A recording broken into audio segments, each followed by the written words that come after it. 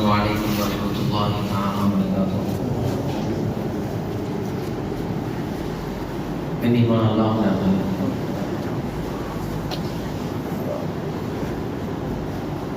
மார்க்கத்தை, ஷரீஅத்துடைய சட்டத்திட்டத்தை, குர்ஆன் ஹதீஸை வீட்டுக்குள் கொண்டு போய் சேர்த்துவது இருக்கின்றது. அது நம்முடைய தலையாய கடமையாக இருக்கின்றது. ஒரு குடும்ப தலைவன் என்பது இருக்கின்றது. நாம் என்று சொன்னது போன்று ஏதோ நஃபகா செலவினங்களுக்கு பணம் கொடுப்பதும், உணவு கொடுப்பதும், ஆடைகள் கொடுப்பது மட்டுமல்ல, மாறாக நாம் தான் நம்முடைய குடும்பத்திற்கு, ஏன்னா அல்லாஹ் குர்ஆன்ல இப்படி ஒரு அழகான ஒரு வசனத்தை அல்லாஹ் சொல்றான், யா அய்யுஹல்லதீன ஆமனூ, ஓ ஈமான் கொண்டவர்களே, கூ அன்ஃபுஸகும் வ அஹ்லீகும் நாரா, உங்களையும் உங்களுடைய குடும்பத்தினர்களையும் நரக நெருப்பிலிருந்து பாதுகாத்துக் கொள்ளுங்கள். அல்லாஹ் சொன்னான் குர்ஆன். அப்ப வெறும் நம்ம மட்டும் தீனுடைய விஷயங்களை கேட்டுக்கிட்டு தெரிஞ்சுக்கிட்டு நம்ம வீட்டில் யாருக்குமே அதை சொல்ல அப்படின்னு சொன்னா நிச்சயமாக சத்தியமாக நாளை கியாமத்துடைய நாள் அல்லாஹ் நம்மை கேட்பான், கபில்து என்று சொல்லி நீ நிக்காஹ் செய்தாயே, உன் மனைவிக்கு நீ மார்க்கத்தை சொன்னாயா, குல்லுக்கும் ராஇ வ குல்லுக்கும் மஸ்ஊலுன் அன் ரஇயத்திஹி என்பதாக முஹம்மது ரசூலுல்லாஹி ஸல்லல்லாஹு அலைஹி வஸல்லம் அந்த ஹதீஸ்ல சொல்றாங்க. குடும்ப தலைவர்களுடைய ஒவ்வொரு பொறுப்பும் இருக்கின்றது. அந்த பொறுப்பை பற்றி கியாமத்திலே அல்லாஹ் ஜல்லஷானஹு வ தஆலா விசாரிப்பான் என்பதாக இந்த ரசூலுல்லாஹ் சொல்லிருக்காங்க.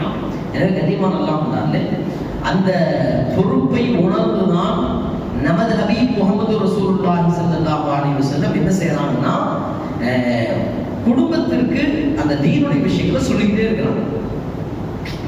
இந்த விசுவாசம், நீங்கள் ஒவ்வொரு நபர்களும் பொறுப்புதாரிகள். உங்களுக்கு கீழ் மனைவி இருந்தால் மனைவியை பற்றி உங்களிடம் விசாரிக்கப்படும். உங்களுக்கு குழந்தைகள் இருந்தால் குழந்தைகளை பற்றி உங்களிடம் விசாரிக்கப்படும். நபிசாசம் சொன்னான். அப்ப நபிசாசம் சொன்னது மட்டுமல்லாமல் தன் குடும்பத்திற்கு ஒரு குடும்ப தலைவராக ரசூலுல்லாஹ் ஸல்லல்லாஹு எப்படி நடந்தாங்க அப்படின்னு சொன்னா, குர்ஆன்ல இருந்து என்ன வசனம் இறங்கினாலும் சரி, அதை பற்றி வீடு மனைவிமார்கள் போய் ரசூலுல்லாஹ் ஸல்லல்லாஹு அலைஹி வஸல்லம் சொன்னா கலந்துக்குவாங்க. இன்னைக்கு இந்த ஆயத்தை இறங்குச்சு, இன்னைக்கு இது சம்பந்தமாக இறங்குச்சு, இன்னைக்கு அமிச்சது கூட ஹஜ்ரத் ரசூலுல்லாஹ் ஸல்லல்லாஹு அலைஹி வஸல்லம் சொன்னா எல்லா ஆயத்துகளையும் அன்னை ஆயிஷா ரலியல்லாஹு தஆலா அன்ஹா அது மாதிரி அவருடைய மனைவிமார்கள் எல்லாத்துக்கும் என்ன செய்வாங்கன்னா சொல்லுவாங்க. அதனால கண்ணியமான அல்லாஹ்வுடைய அன்னை ஆயிஷா ரலியல்லாஹு தஆலா அன்ஹா அதிகமான ஹதீஸை அறிவிக்கக்கூடிய முன்னணி அறிவிப்பாளர்ல 2வது இடத்துல அவங்களுடைய மனைவியை ரசூலுல்லாஹ் ஸல்லல்லாஹு அலைஹி வஸல்லம் விட்டு போனாங்க. ரசூலுல்லாஹ் ஸல்லல்லாஹு அலைஹி வஸல்லம் வஃபாத் ஆகக்கூடிய சமயத்துல எதுவுமே இல்லை. ஆனா மனைவியை எந்த அளவு விட்டுட்டு போனாங்க அப்படின்னு சொன்னா, மனைவிய ஹதீஸ்களை அதிகமாக அறிவிக்கக்கூடிய அறிவிப்பாளர்கள் 2வது இடத்துல ரசூலுல்லாஹ் ஸல்லல்லாஹு அலைஹி வஸல்லம் யாரை விட்டுட்டு போனாங்கன்னு சொன்னா தன்னுடைய மனைவியை விட்டுட்டு போனாங்க. ஹஃப்ஸா ரலியல்லாஹு தஆலா அன்ஹா வேறு சில மனைவிமார்கள் நிறைய ஹதீஸ் அறிவிச்சிருக்காங்க. கண்ணியமான அல்லாஹ்வுடைய அல்லாஹ் நமக்கு வழங்கக்கூடிய தௌஃபீக் நசீபாக போனாங்க. குடும்ப ஆளாகிய நாம், குடும்ப தலைவராகிய நாம், எங்களது ஹபீப் முஹம்மது ரசூலுல்லாஹி ஸல்லல்லாஹு அலைஹி வஸல்லம் மனைவிமார்களுக்கு எதையெல்லாம் விட்டு சென்றார்களோ அதையும் நாம் விடக்கூடிய சமயத்தில் தான் நம்முடைய அடுத்த தலைமுறை இருக்கின்றது. நாம் எதிர்பார்ப்பது போன்று ஒரு தீனுடைய ஒரு சூழலுடைய ஒரு தலைமுறை இருக்கின்றது உருவாகும். நாம் நமது பொறுப்பை சரியாக நிறைவேற்றவில்லை என்று சொன்னால் அதனின் காரணமாக நம் மனைவிமார்கள் நம் சந்ததிகளுடைய விஷயத்திலே குறை செய்து விடுவார்கள். அதற்கு பிறகு அவர்களுடைய வாழ்க்கை வழிமுறை இருக்கின்றது. அது எப்படி போகும் அப்படிங்கிறது என்ன செய்யணும்னா சொல்றதுக்கு இல்லை, நீங்க நடைமுறையில பார்த்துக்கணும். நீங்க நடைமுறையில் நாம செய்யாதனுடைய ஒரு விளைவு, நாம் பொறுப்புகளை உணராதனுடைய ஒரு விளைவு அடுத்த தலைமுறை எப்படி போய்கிட்டு இருக்குது அப்படிங்கிறத நம்ம எடுத்துக்கலாம், பார்த்துக்கலாம். கனிமன் அல்லாஹ் அன்னை ஆயிஷா ரலியல்லாஹு தஆலா அன்ஹா மார்க்கத்தில் இவ்வளவு சிறந்த மனைவியை முஹம்மது ரசூலுல்லாஹ் ஸல்லல்லாஹு அலைஹி வஸல்லம் விட்டுட்டு போனாங்க. மார்க்கத்தில் அன்னை ஆயிஷாவுக்கு வருது என்ன சொன்னாங்கன்னா, மார்க்க அறிஞர்கள் கல்வியினுடைய பாதி யாரு அப்படின்னு சொன்னா அன்னை ஆயிஷா அறிவிக்கணும். இந்த ஷரியத்துடைய கல்வி வந்ததுல பாதி ஒரு இன்னும் வேறு சில உலமாக்கள் சொல்றாங்க, அன்னை ஆயிஷா மட்டும் இல்லாமல் இருந்திருந்தால் முஹம்மது ரசூலுல்லாஹி ஸல்லல்லாஹு அலைஹி வஸல்லம் குடும்ப வாழ்க்கையே நமக்கு தெரியாமல் போயிருந்திருக்கு. யார் இல்லைன்னா நம்ம மனைவி இப்படி விட்டுட்டு போகணும், நம்ம மனைவி இப்படி விட்டுட்டு போகணும். எப்படி போகணும் அப்படின்னு சொன்னா, இவர்கள் மார்க்கத்துடைய எல்லா சட்டத்திட்டங்களை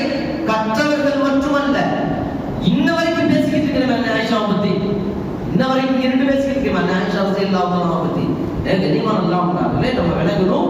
நம்ம ரசூலுல்லாஹி ஸல்லல்லாஹு அலைஹி வஸல்லம் மனைவியை எந்த தரத்தை விட்டுட்டு போனாங்கன்னு சொன்னா, கலீஃபாக்களுடைய காலம் கடந்து இது ஒரே ஒரு விஷயத்தை சொல்லி நான் முடிச்சுக்கிறேன் இன்ஷா அல்லாஹ். ஏன்னா இன்னைக்கு தான் கடைசியுடைய நாளும் கூட. எந்த அளவு தன்னுடைய மனைவிக்கு தீனை கொடுத்திருக்கின்றார்கள் அப்படின்னு பார்ப்போம். சரி, இந்த இடத்துல நீங்க இன்னொன்று வேணும் என்னன்னு சொன்னா, ஏன் ரசூலுல்லாஹி ஸல்லல்லாஹு மனைவிமார்களுக்கு தீனை கொடுக்கணும்னு கேட்டா, நம்ம நேற்று சொன்னோமா இல்லையா, அல்லாஹ் நபியினுடைய மனைவிகளை கூட காஃபிர்களுக்கு உதாரணமாக அல்லாஹ் சொல்லியிருக்கிறான். அப்ப ரசூலுல்லாஹி ஸல்லல்லாஹு ஒரு நெருடல் வந்துருச்சு. யாருக்கு? ஒரு நபியினுடைய மனைவியை அல்லாஹ் யாருக்கு உதாரணம் சொல்லியிருக்கிறான்? காஃபிர் பெண்மணிகளுக்கு அல்லாஹ் உதாரணம் சொல்லியிருக்கிறான்னு சொன்னா, அப்ப நான் என் மனைவியை எவ்வாறு வைக்க வேண்டும் அப்படின்னு ரசூலுல்லாஹி ஸல்லல்லாஹு காமிச்சு கொடுத்துட்டு போனாங்க. நான் சொல்ல ஒரு அறிவாளர் நீங்க புரிஞ்சிருப்பீங்கன்னு நான் நினைக்கிறேன். அதனால ரசூலுல்லாஹி ஸல்லல்லாஹு அலைஹி இந்த தரத்துல விட்டான். ஹலீஃபாவுடைய காலம் கடந்து ஹஜ்ரத் அலிக்கு பிறகு, உஸ்மானுக்கு பிறகு ஒரு நபர் வர்றார். அது யாருன்னா உஸ்மான் ரலியல்லாஹு அன்ஹுக்கு பிறகு ஹஜ்ரத் முஆவியா. யாருன்னா ஹஜ்ரத் முஆவியா. அவங்க ஆட்சியில் உட்கார்ந்துருக்காங்க. ஹஜ்ரத் முஆவியா ரலியல்லாஹு அன்ஹு ஆட்சியில் உட்கார்ந்து ஜனாதிபதி பிரதமராக இருந்தாங்க.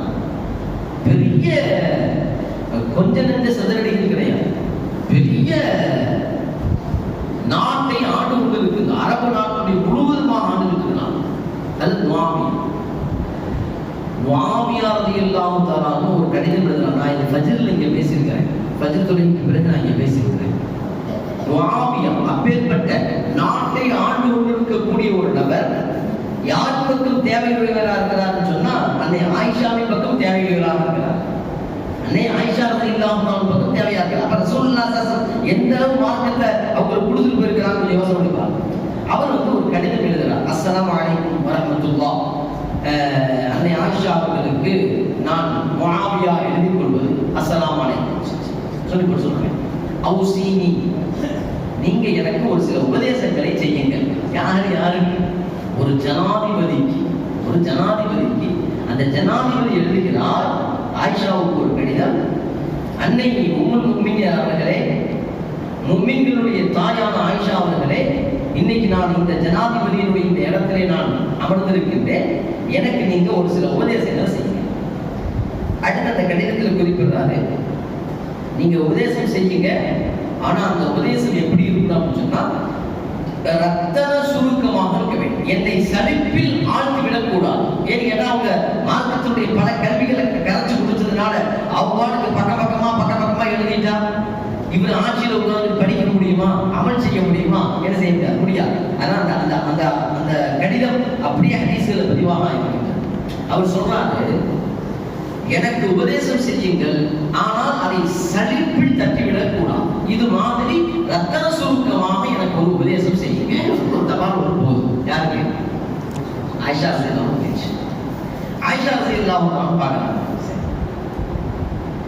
பதில் எழுதுறாங்க. வ அலைக்கும் ஸலாம். பதில் என்னங்க? வ அலைக்கும் ஸலாம் சொன்னாங்க.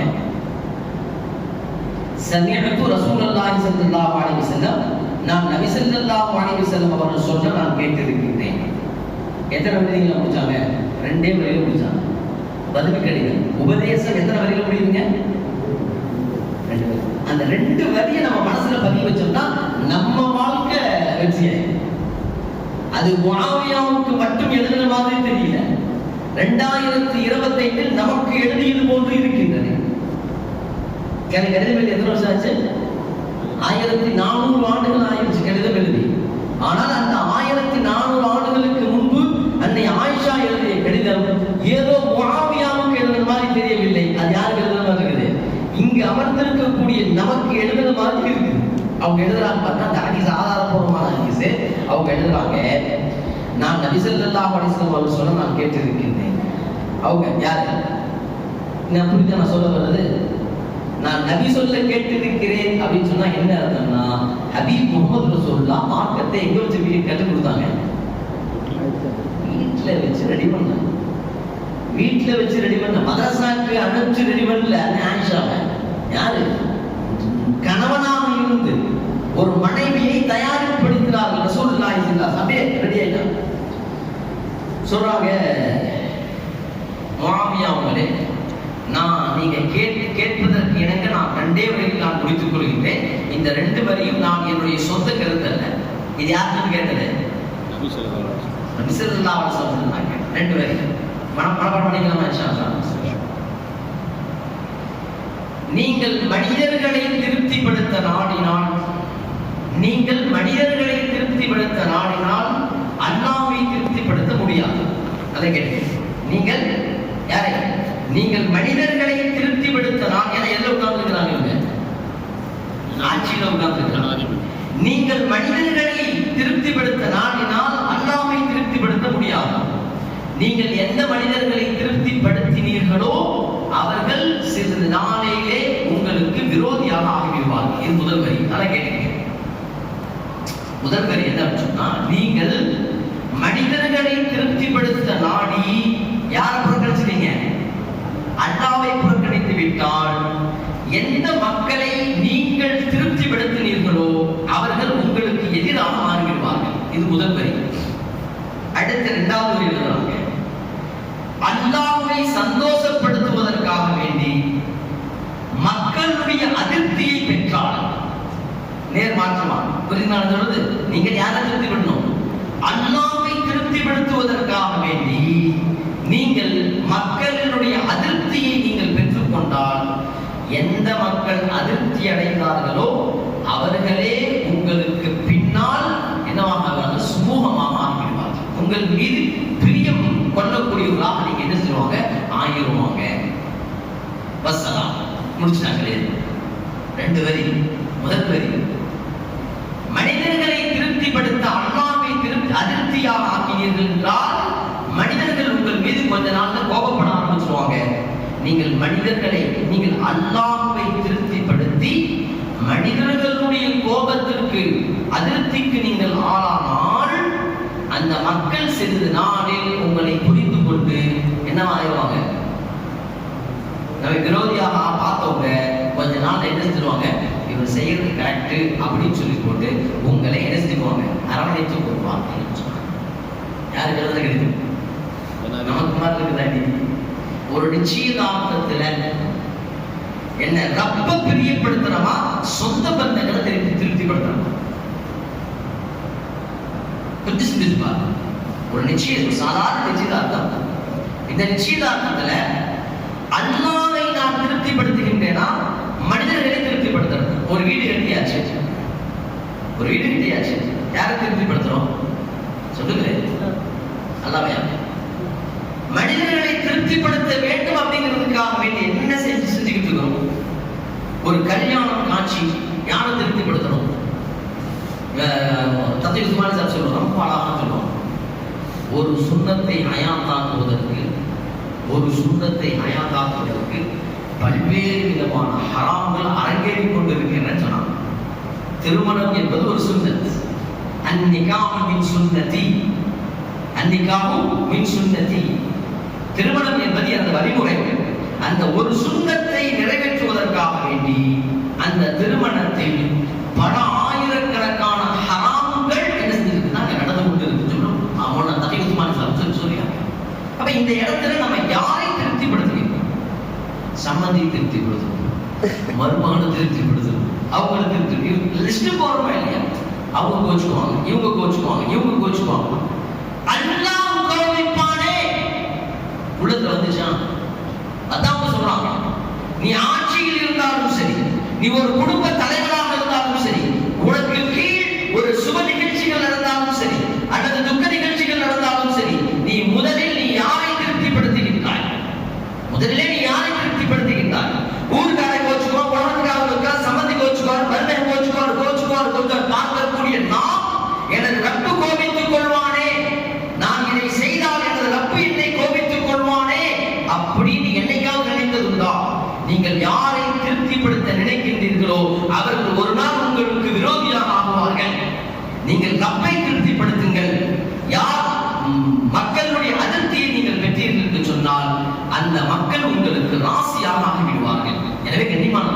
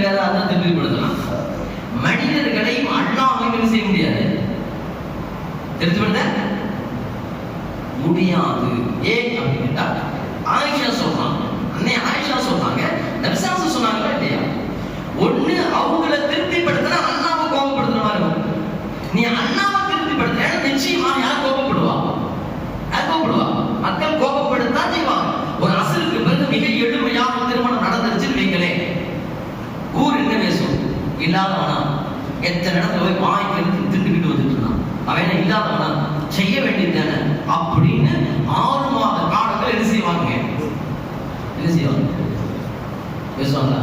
அதுக்கு வைத்தியத்தை நம்ம மண்டபத்தை பிடிக்கிறோம். அதுக்கு யார் வைத்தியம்? நீங்க அப்படியே அந்த 1400 ஆண்டுகளுக்கு முன்பாக எழுதிய அந்த கடிதம் இன்னைக்கு நமக்கு எழுதுன மாதிரி இருக்குது. கொஞ்சம் சிந்திச்சு பாருங்க. அப்படியே எளிமையா முடிச்சுட்டோம். 6 மாசம் காலம் பேசுவான். எவெல்லாம் பேசினாலும் அவன்லாம் வட்டி வாங்கி பெரிய லெவலில் கல்யாணம் செஞ்சிருக்கான். அவன் பின்னாடி நினைப்பான், அவன் செஞ்சது கரெக்டா, கருத்துக்கிறது அவன் செஞ்சது.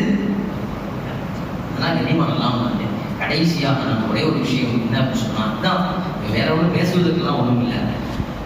இந்த அளவு நுணுக்கமான விஷயங்களை நம்முடைய மனைவிமார்களுக்கு கொடுக்கணும். மனைவிமார்கள் ஏன்னா யார் கொடுப்பீங்க? இனி யார் வரமாட்டாங்க? விமானத்துக்கு வரப்போவது கிடையாது. நபியினுடைய விஷயங்களை வீட்டிலே சொல்லக்கூடிய பொறுப்பு இருக்கிறது நமக்கு. என்ன செய்யறது அப்படின்னு சொன்னா, திருப்பி நான் போய் சொன்னா இந்த மையம் ஆவுடியான்னு சொல்லுவாங்க. சொல்லிட்டு போகணும். எத்தனை நாளைக்கு சொல்லுவாங்க? அதான் சொல்ல பாத்தீங்களா, நீங்க இந்த வருஷமே போய் பேசிட்டீங்க அப்படின்னா அடுத்த வருஷம் நம்மளை ஆவுடியான்னு சொல்ல மாட்டாங்க. இவங்க எப்பொழுதுமே தீனுடைய விஷயங்கள் இன்னைக்கெல்லாம் மனைவிமார்கள் ஓரளவுக்கு ஏதாவது தீனுடைய விஷயங்கள் சொன்னா கேட்டுக்கலாம் அப்படிங்கிற அந்த மனப்பக்குவத்தில் தான் இருக்கிறான். நம்ம தான் சூழ்நிலை நம்ம தான் மாற்றணும். ரசூலுல்லாஹ் ஸல்லல்லாஹு மாத்தினாங்களா இல்லையா? நபிசாச போய் வீட்டில் போய் பேசினாங்களா இல்லையா? ஆயத்துக்களை பத்தி, குர்ஆனுடைய வசனங்களை பத்தி, ஏன் இந்த ஹதீஸை கூட யார் சொன்னாங்க? ரசூலுல்லாஹ் ஸல்லல்லாஹு அலைஹி வஸல்லம் சொன்னாங்க. அதனால கனிமானலாம் முதல்ல கொஞ்ச நாளைக்கு தான் நான் சொல்லுவேன், ஊர்ல 1000 பேருக்கு சலாம் போடுவோம், கட்டின ஒண்டாட்டிக்கு சலாம் சொல்ல மாட்டோம். ஊர்ல தெரிஞ்சிருக்கோம் 1000 பேருக்கு சலாம் சொல்வதற்கு ரெடி. வீட்டுக்கு போகும்போது என்ன செய்யறது? அந்த மாதிரி நம்ம வீட்டுக்காரன் வாங்க வெளில பார்த்தா யாருக்கான தலைஞ்சிருவான், யாருக்கான சொல்லுவாங்க புருஷனுக்கு சலாம் சொன்னாங்க. ரசூலுல்லாஹ் ஸல்லல்லாஹு அலைஹி வஸல்லம் சொன்னாங்க, 2 பேருக்கு மத்தியில் பிரிய வருமா சலாத்தை பரப்புங்கள்லாம் ரசூலுல்லாஹ் ஸல்லல்லாஹு அலைஹி வஸல்லம். கணவன் மனைவிக்கு சலாம் சொல்லுங்க, மனைவி கணவன் சலாம் சொல்லுங்க. இது எதை ஏற்படுத்தும்? நாங்கள் ரசூலுல்லாஹ் பிரியத்தை இணக்கை ஏற்படுத்தும். நாங்கள் ரசூலுல்லாஹ் ஸல்லல்லாஹு அலைஹி வஸல்லம். இன்னைக்கு எதை விட்டாச்சு? எல்லாத்துக்கும் சலாம் சொல்லணும். ஏ மனைவி அண்ணா உன்னின் மீது அருள் புரியட்டும் அப்படின்னு சொல்றதுக்கு என்ன இருக்குது?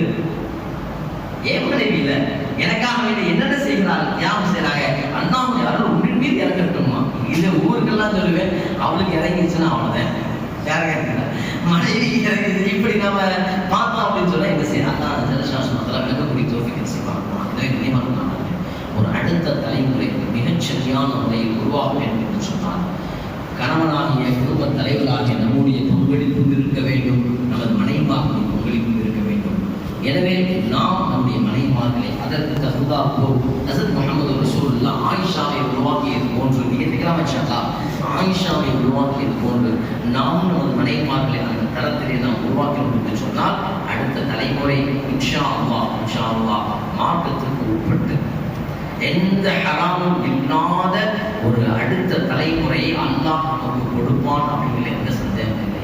அல்லாஹ் அப்பேற்பட்ட உயர்ந்த தலைமுறை அல்லாஹ் நமக்கு கொடுப்பானாக.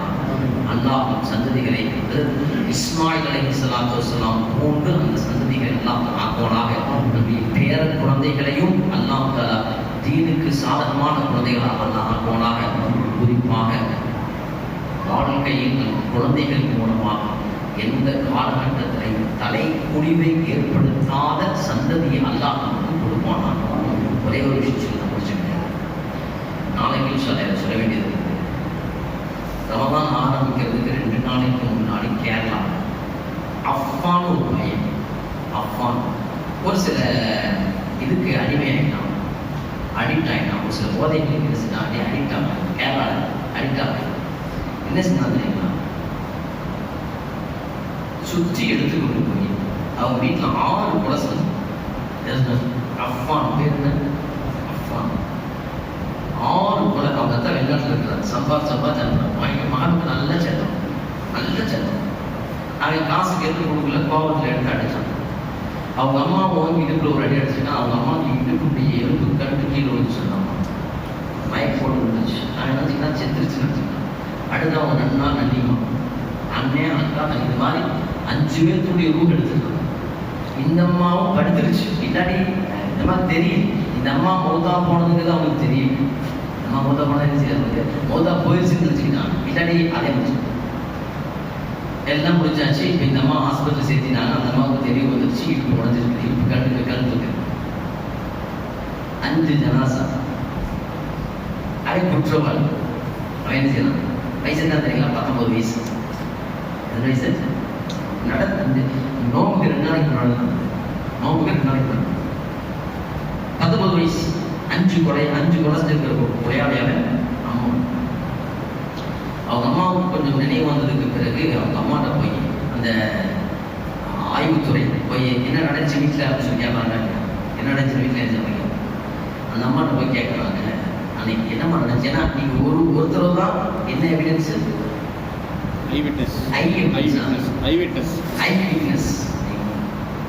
என்னம்மா நடந்துச்சு? அந்த அம்மா சொல்லுச்சு, கட்டல் இருந்து தவறி கீழே வந்து ஐடி உடஞ்சிச்சு சொல்ல முடியும்.